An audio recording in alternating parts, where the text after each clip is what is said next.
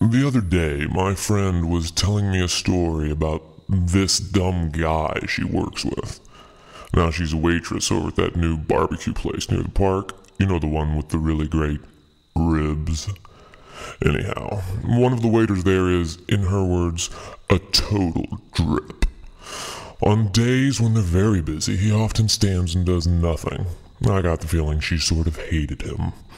She was telling me about an argument they got into last weekend on a night when there was a line out the door and he wasn't lifting his own weight. She snapped and started chewing him out about how he's being useless and never helped with anything. This guy, well, he just gets irritated and tells my friend she needs to stop talking to him that way because there's a certain way women should talk to men. With respect. Well, my friend gets even madder. Can you believe it? And she says she thinks he's a loser, and it doesn't matter if he's a man or not. You shouldn't get paid for standing around and doing nothing. All of this with customers waiting for their food. This guy, he just looks at her and he says, "Didn't your husband ever teach you not to think?" Well, I say, what sort of a question is that? Women need to think in order to be capable of doing the laundry and cooking the meals, don't they? I guess he just didn't want her silly female thoughts scuffing up his shoes or anything. Anyhow, that was where she gave up. Obviously, talking to this guy was akin to beating your head on a rock and hoping it broke before your skull caved in too much. So, she just walked away without a word. Needless to say, Mr. Lazypants has since been fired. Now, you and I both know that this guy is a piece of work, but my friends seem to think that this was common male behavior. What with all the darn misogynistic hillbillies around these parts and all the dumb things politicians are constantly taken to say on national television, it's hard for any girl to see the brighter side of the opposite sex. Now, I find it hard to believe that my friend never spoke to a normal guy who was just plain nice. But the way I figure it, she'd been so conditioned by popular media and the constant dumbfounding churn of the Republican tabloids to turn a blind eye to good guys and imagine only the bad. Of course, I figured, even if you never got the chance to talk to nice guys, you would still know that they were out there. So I was shocked when my friend asked me if I thought there could be feminist men. Feminist men? Does that sound like a myth to you?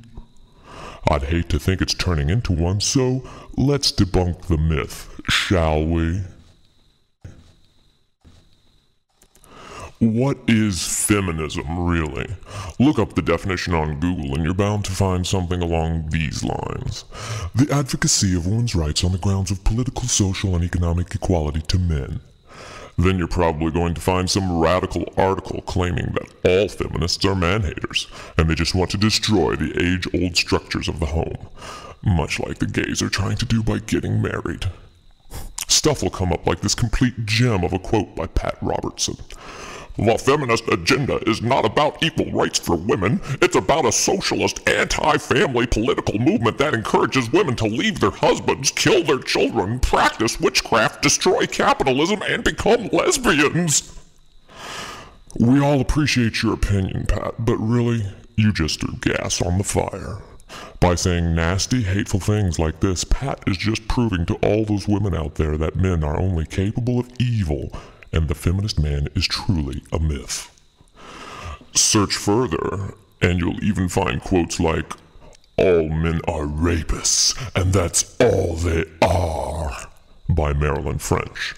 Well, thanks for that one, Marilyn. We appreciate you making all those nasty lies they made up about us being man-haters come true. Truthfully, though, Miss French may think of herself as a feminist, but she isn't. I would call her a misandrist, much like Mr. Robertson is a misogynist. This simply means that she is a man-hater. I don't begrudge Miss French her right to her own opinion about men. We should speak kindly of her because it seems obvious that she's been through some trauma, and this has made her into a misandrist. But just because one man hurt her, that does not mean that all men would do the same. People often make the mistake of grouping things together because they are similar. Saying all men are rapists and all women want to become lesbians is like taking a bite of a rotten apple and saying you hate apples. You can plainly see that the apple is bad, but your brain strives to categorize things in a way that is safe, grouping all apples into the bad category, so that you can avoid having to put up with the taste ever again. But this is not the Three Musketeers, people. Men and women are not all for one and one for all. Have I strayed from my original point? Maybe, but it's all related in the end. It would be impossible to say all people in a certain grouping or category are the same, because we, as individuals, are really very different. Though there is one thought we all share. Everyone wants to be free. Humans hate being told what to do. They just want to do what they want and stay out from under other people's thumbs. And that's what feminism is at its core. The belief that all humans are equal, and the desire to change our culture and social structure until we are all treated equally. Feminism is really more like humanism. Of course there are male feminists. It isn't a woman's only group. Anyone can join and struggle in the day-to-day with the hope that there's a future without hate and without discrimination coming our way.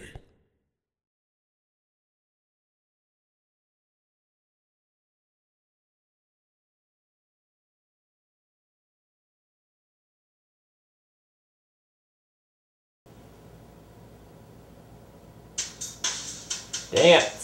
Time to dance. So, it's time to dance.